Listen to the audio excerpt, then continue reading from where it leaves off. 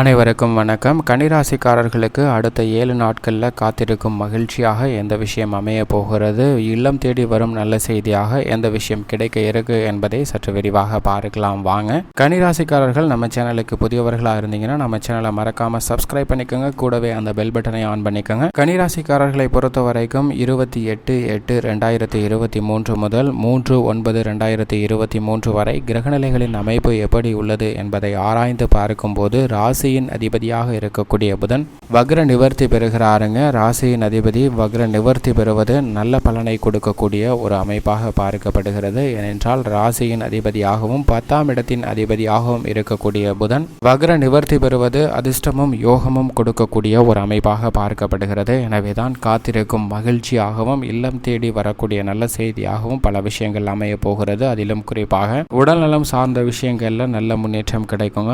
ஆதாயம் கிடைக்கக்கூடிய தகவலானது இல்லம் தேடி வருவதற்கான வாய்ப்பு உருவாகிறது. புதிய வேலை வாய்ப்பு, புதிதாக நிலபலங்கள், சொத்துக்கள் வாங்குவது, வாகனம், ஆடை ஆபரண சேர்க்கை அல்லது சுப நிகழ்வு, கலைத்துறை, அரசியல் துறை ரீதியான பணிகள், தொழில் ரீதியான விஷயங்கள்ல முன்னேற்றம் போன்ற ஏதோ ஒரு நல்ல செய்தி நீங்கள் எதிர்பார்ப்பதை விட மிக சிறப்பாக கிடைப்பதற்கான வாய்ப்பு தொலைபேசி மூலமாகவோ அல்லது நேரிலோ கிடைக்கக்கூடிய ஒரு சிறந்த தருணமாக அமைய போகிறது என்பதை ராசியின் அதிபதியான புதன் உறுதிப்படுத்துகிறாருங்க. விரயஸ்தானத்தில் அவர் வக்ர நிவர்த்தி பெற்றாலும் வரவேற்கத்தக்க ஒரு அமைப்பாக பார்க்கப்படுகிறது. விரய செலவுகள் சுப விரயங்களாக மாறுவதற்கான வாய்ப்பும் யோகமும் இருக்கிறது. ஏனென்றால் விரையாதிபதியாக இருக்கக்கூடிய சூரியனுடன் இணைந்து சஞ்சரிக்கிறாருங்க. சூரியன் முழு ஆட்சி பலத்துடன் சஞ்சரிக்கக்கூடிய இந்த தருணத்தில் தொட்ட காரியங்கள் அனைத்திலும் பெரிய அளவிற்கு அலைச்சலோ சிரமமோ இல்லாமல் நல்ல காரிய வெற்றி பெறுவதற்கான வாய்ப்பு இருக்கிறது. ஆனால் இந்த தருணத்தில் மாமன் மைத்துனன் நெருங்கிய உறவினர்களிடம் சிறு மனக்கசப்பு ஏற்படுவதற்கான வாய்ப்பு இருக்கிறது. ஆனால் சேமிப்பு உயரும். பொருளாதார ரீதியாக சிக்கல்கள் குறைவதற்கான வாய்ப்பு நிச்சயமாக இருக்கிறது. புதிய வேலை வாய்ப்பு,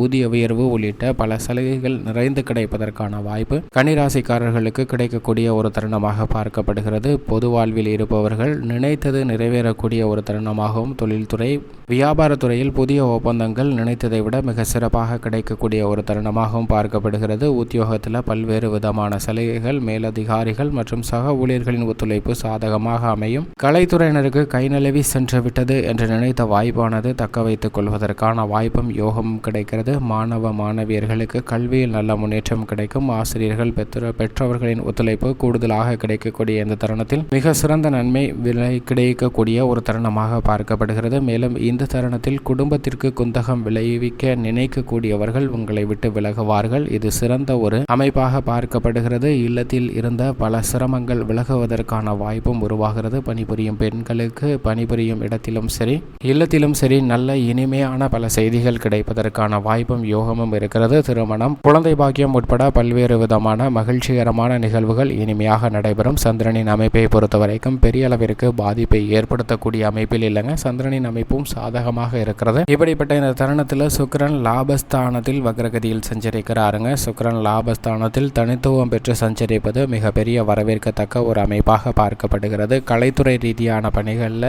சிரமம் இல்லாமல் அனைத்து விதமான முடிவுகளையும் எடுக்கக்கூடிய ஒரு தருணமாக பார்க்கப்படுகிறது. உங்களுக்கு அமோகமான வெற்றி வாய்ப்பும் லாபமும் கலைத்துறை ரீதியான பணிகளில் நிச்சயமாக கிடைக்கும். விருதுகளை பெறக்கூடிய அளவிற்கு உயர்வை சந்திப்பதற்கான வாய்ப்பும் யோகமும் இருக்குங்க. கலைத்துறையினரை பொறுத்த வரைக்கும் மிகுந்த முன்னேற்றமும் வரவேற்பும் கிடைக்கக்கூடிய ஒரு அற்புதமான தருணமாக பார்க்கப்படுகிறது. அரசியல் துறையில் இருப்பவர்களுக்கு தற்போது இருக்கக்கூடிய கிரகநிலைகளின் அமைப்பு காரணமாக எந்த முடிவு எடுத்தாலும் சற்று சிந்தித்து நிதானத்துடனும் பொறுமையுடனும் இருக்க வேண்டும். எதிர்காலத்திற்கு பாதிப்பு ஏற்படுத்தாத வகையில் சிந்தித்து முடிவெடுத்தால் சிறந்த பலனும் நன்மையும் மிக அதீதமாக கிடைப்பதற்கான வாய்ப்பு அரசியல் துறையில் இருப்பவர்களுக்கு இருக்கிறது. மற்றவர்களை நம்பி எந்த விதமான பணியையும் ஒப்படைக்க வேண்டாம். எந்த பணியாக இருந்தாலும் நீங்களே செய்தால் அதீத நன்மை பெறுவதற்கான வாய்ப்பு சுக்கிரனின் அமைப்பு காரணமாக அரசியல் துறை ரீதியான பணிகளில் மிக அதீதமாக இருக்கிறது. ஆனால் இந்த தருணத்தில் செவ்வாய் ஜென்மராசியில் அமர்ந்திருக்கிறார். செவ்வாய் ஜென்மராசியில் அமர்ந்திருப்பது பூமிக்காரரான செவ்வாய் கன்னிராசியில் ஜென்மராசியில் அமர்ந்திருப்பது சற்று கூடுதல் கவனமும் விழிப்புணர்வும் தேவை என்பதை உறுதிப்படுத்துகிறாருங்க. ஏனென்றால் எந்த ஒரு செயல் செய்தாலும் நிதானத்துடன் செய்யுங்க. சிறு கவனக்குறைவும் மிகப்பெரிய பாதிப்பை ஏற்படுத்திவிடும் என்பதை செவ்வாயின் அமைப்பானது உறுதிப்படுத்துகிறதுங்க. நிலவுலங்கள் வாங்குவது மற்றும் புதிதாக பல பணிகளை திட்டமிடும் போது சின்ன சின்ன காரிய தடைகளை சந்திப்பதற்கான வாய்ப்பு இருக்கிறது. எனவே விழிப்புணர்வுடன் இருக்க வேண்டும். கால்நடை வளர்ப்பில் தேவையில்லாத விரயத்தை சந்திக்கக்கூடிய ஒரு தருணமாக பார்க்கப்படுதுங்க. எனவே முன்கூட்டியே தக்க நடவடிக்கைகளை மேற்கொண்டால் நிறைந்த பலன் நிச்சயமாக கிடைக்கும் என்பதில் சந்தேகமே இல்லை. விவசாயம் சார்ந்த பணிகளில் அவசரம் காட்ட வேண்டாம். நிதானத்துடனும் பொறுமையுடனும் அந்த பணிகளை மேற்கொண்டால் நிச்சயமாக நன்மை கிடைப்பதற்கான வாய்ப்பு இருக்கிறது. இல்லையென்றால் சில விரயத்தை சந்திக்க வேண்டிய ஒரு சூழ்நிலை இருக்கிறது என்பதை செவ்வாய் உறுதிப்படுத்துகிறாருங்க. சனியின் அமைப்பை பொறுத்த வரைக்கும் பூர்வ புண்ணிய ஸ்தானத்தில் வீற்றிருக்கிறார். அவர் வக்ரகதியில் சஞ்சரிப்பது சற்று விழிப்புணர்வுடன் இருக்க வேண்டிய ஒரு தருணமாக பார்க்கப்படுகிறது. உத்தியோக ரீதியாக அவசரப்பட வேண்டாங்க. எந்த முடிவை எடுத்தாலும் நிதானத்துடனும் பொறுமையுடனும் எடுங்க. ஏனென்றால் அவர் மிக விரைவில் நல்ல பலன்கள் நிறைந்து கொடுக்கக்கூடிய அமைப்பில் சஞ்சரிக்க போகிறார். சனியின் அமைப்பு காரணமாக பெரிய அளவிற்கு சிரமத்தை சந்திக்க வேண்டிய ஒரு சூழ்நிலை நிச்சயமாக இல்லை. மேலும் தொழில்துறை வியாபாரத்துறையில்